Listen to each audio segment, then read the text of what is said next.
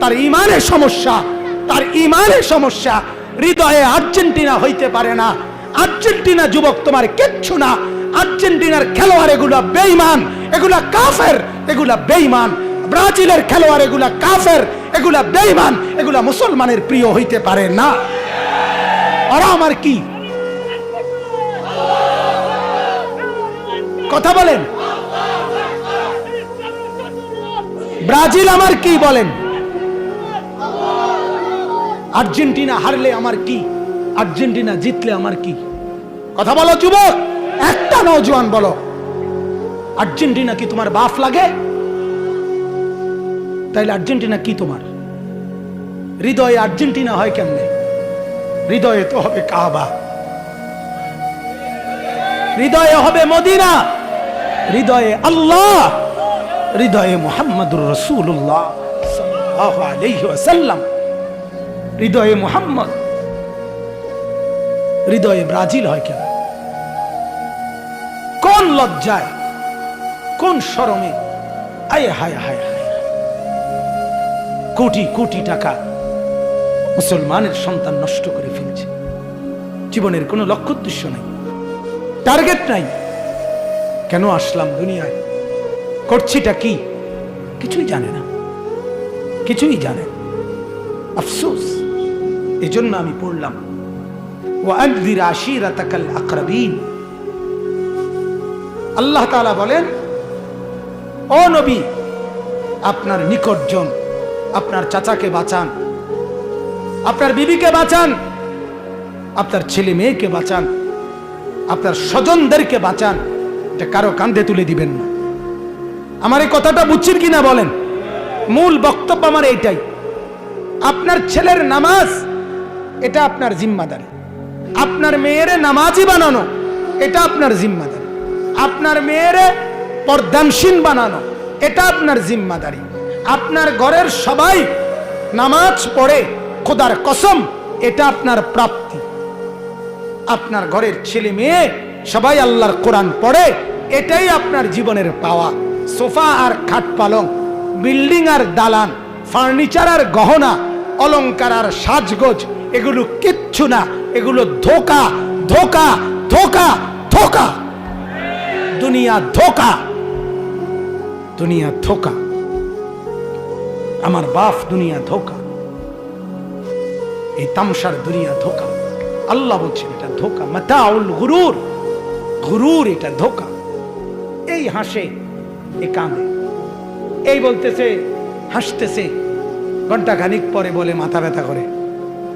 এই দেখলাম সুস্থ মানুষ, ঘন্টা দুয়েক পরে ফেডে অসুখ। ঠিকই না বলেন না? এই সবল মানুষ গেল, একটু পরে অ্যাক্সিডেন্ট। হ্যাঁ, এই তো ধোকা। এই দেখলাম একরকম, ক্ষণিকে বদলে গেলে হয়।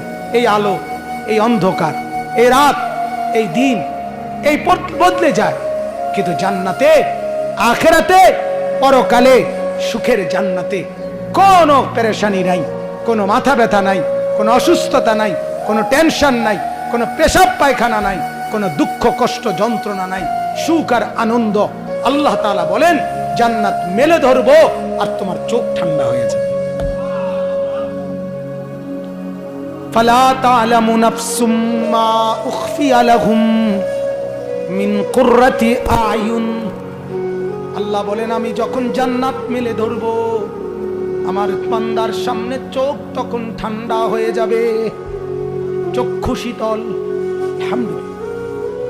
এজন্য বাপ, আমার এটাই আহ্বান, আপনার আমার স্বজন, আমি আগেই বলছি, উচিত তো আমার প্রত্যেকটা গ্রামবাসীর কাছে গিয়ে গিয়ে একজন একজন কাছে গিয়ে বলা, এটা আমারই জিম্মাদারি, আমারই দুর্বলতা, আমি আসতে পারি না, আমারই ব্যর্থতা, আমার ব্যস্ততা, আমার ঝামেলা, ইত্যাদি ইত্যাদি। আসলে এগুলো কোনোটাই অজুহাত না, আমারই দুর্বলতা এটা, আমারই ব্যর্থতা এটা। আমি আমার কওমের কাছে, আমার এলাকার কাছে বারবার আসতে পারি না, কিন্তু মালিকের দয়ায় তো আজ আসলাম। আপনাদের কাছে বিনীত অনুরোধ, আপনারা আপনাদের বিবিকে, মেয়েকে, ছেলেকে, স্ত্রী সন্তানদেরকে, পরিবারের মানুষগুলোকে নামাজি বানান, চরিত্রবান বানান, আখলাকওয়ালা বানান, তাইলেই ফায়দা হবে। সুদের টাকা দিয়া বিদেশ পাঠাইলেন, ঘুষের টাকা দিয়া বিদেশ পাঠাইলেন, কিস্তির টাকা দিয়া ঘর করে দিলেন, ফার্নিচার কিনে দিলেন। আল্লাহর কসম, রব্বে কাবার কসম, আপনি কিছুই করেন নাই। নিজের বরবাদিও আনলেন, সন্তানের বরবাদিও আনলেন, নিজেরও জাহান্নামের উপযোগী করলেন, সন্তানকেও জাহান্নামের উপযোগী করলেন। কোরআনে বলছে, হে নবী, আপনার পরিবারের সদস্যদেরকে নামাজের আদেশ করুন। কিসের আদেশ? নবীজিকে আল্লাহ বলছে, কুল্লি আজওয়াজিকা ওয়া বানাতিক, আপনার স্ত্রীদেরকে, আপনার মেয়েদেরকে পুরা শরীর ঢেকে পর্দা করার কথা বলুন। স্ত্রীকে খেয়াল করেন, মেয়েকে খেয়াল করেন, ছেলেকে খেয়াল করেন, পরিবারের স্বজনদেরকে নামাজের ফিকির করেন। অতএব এটাই আজকের মূল বক্তব্য। আল্লাহ তাআলা আমাদেরকে বলছেন প্রত্যেককে, যে আল্লাহ তাআলা বলেন ঘনিষ্ঠ জন যারা, তাদেরকে আখিরাত, পরকাল, কবরের ভয় দেখানো, এটা অন্যের হাতে ছেড়ে দিলে হবে না। আমরা মাহফিলে গেলে বিভিন্ন জায়গায় বেড হইতাইয়া কক, হুজুর বেডিডিরে বালা করে কইয়া দেন, কথা হরে না, আমনে সিরিয়াস আবার কথা বলেন না কেন? আমি কইয়া দিতাম, তাই নি বইয়া বইয়া সাদওয়ানে বিড়ি খায়, বন খায়, লম্বা লম্বা আলাপ করে, আর হেবাটার বেডি পরে আমি ঠিক করে দিতাম হেবাটার বউরে। কথা বুঝছেন কথাটা? হ্যাঁ, গ্রামের ফুলানি হুজুর আদব কায়দা নাই। হ্যাঁ, গ্রামের ফুলানির ভিতরে আমনের ফুলা পাইন নাই। কথা বলেন না কেন? আপনি ভাবলেন না কেন? আপনি আল্লাহর কথা মানলেন না কেন? নবীজি তো বলছেন 7 বছরের বাচ্চাকে নামাজ পড়তে দাও, 10 বছরের বাচ্চাকে শাসন করে হলেও নামাজ পড়াও। 10 বছরের বাচ্চা গারতারামি করতে পারবে না, আপনি তখনই যদি তাকে নামাজে বাধ্য করতেন, ছেলেটা নামাজি হতে পারত। তখন যদি নুরানি মাদ্রাসায় পড়তে দিতেন, তো আল্লাহর কোরআন শিখে ফেলতো। তখন যদি মাদ্রাসায় পড়াইতেন, তো কোরআন শিখে নিত, ফায়দা হইতো। আপনি তাকে পড়াইলেন না, আপনি তাকে কোরআন শিখাইলেন না, মসজিদে নিলেন না, নামাজে অভ্যস্ত করলেন না। 16 বছর বয়সে তার ঘাড় শক্ত হয়ে গেছে, এই জন্য এখন আর কথা শুনতে চায়।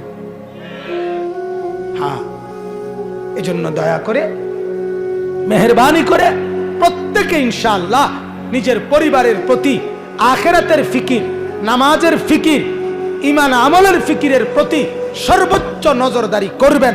বলেন ইনশাআল্লাহ, বলেন ইনশাআল্লাহ। আর যত যুবক ভাই আসছেন, সমস্ত যুবক ভাইদের কাছে এই ভাইয়ের অনুরোধ, আমি আপনাদের ভাই, আপনাদের বন্ধু, আপনাদের স্বজন, আপনাদের এলাকার ছেলে, আমি অনুরোধ করছি, দোস্ত আমার নওজোয়ান বন্ধুরা, আল্লাহর দোহাই ভাইয়া, তাগড়া এক জওয়ান, মাথা থেকে পা পর্যন্ত সব সচল, সব শক্ত সামর্থ্য থাকা অবস্থায় জিন্দিগি নষ্ট করো না বাপ। জিনা, ব্যভিচার, নর্তকী, উলঙ্গ ছবি, নাচ গান, ফুটবল, খেলাধুলা, এর পিছনে জীবন নষ্ট করো না। এই জীবন আল্লাহ তাআলা, এই সুন্দর শরীর আল্লাহ তাআলা 9 মাস মায়ের পেটে রাইখা আল্লাহ বলছে, বান্দা আমি নিজের হাতে সাজাইছি, আমার হাতে নাক আমি লাগাইছি, চোখ আমি লাগাইছি, কান আমি লাগাইছি, জগতের কাউকে বলি নাই। তোর মা ঘুমাইছে, আমি নাক লাগাইছি, তোর বাপ ঘুমাইছে, আমি নাক লাগাইছি। 9 মাস পরে আমি একদিন তোর মায়ের রেহেম থেকে, তোর মায়ের পেট থেকে এমন সুন্দর ফুটফুটে আদরের সন্তান বের করে দিয়েছি। আল্লাহ বললেন, এটা আমি করেছি বান্দা। ছোট্টবেলার এই তুলতুলে নরম শরীরে শক্তি, যৌবন আমি দিয়েছি, যৌবনটাকে আবার বৃদ্ধ আমি বানায় দেব। অতএব যুবক, আল্লাহ তাআলা বলছেন, শাবুন নাশাআ ফি ইবাদাতিল্লাহ। নবীজির জবানে আল্লাহর নবী বলেন, যেই যুবক যৌবনকালে নামাজ পড়বে, রোজা রাখবে, হালাল পথে চলবে, গুনাহ করবে না, মদ, ফেন্সিডিল, জুয়া, নেশা, চুরি, ডাকাতি, জিনা, ব্যভিচার, উলঙ্গ ছবি, নাচ গান, এর পথে যাবে না, তো নামাজের সেজদা দিবে, বন্দিগি করবে, তো আল্লাহ তাআলা আরশে আজিম থেকে বলবে, যুবক আমি তোকেও আমার আরশের নিচে ছায়া দান করব। তুমি সেজদা করলে মালিক আরশ খুলে দিবে। মহব্বত। এজন্য ইনশাআল্লাহ সব নওজোয়ানের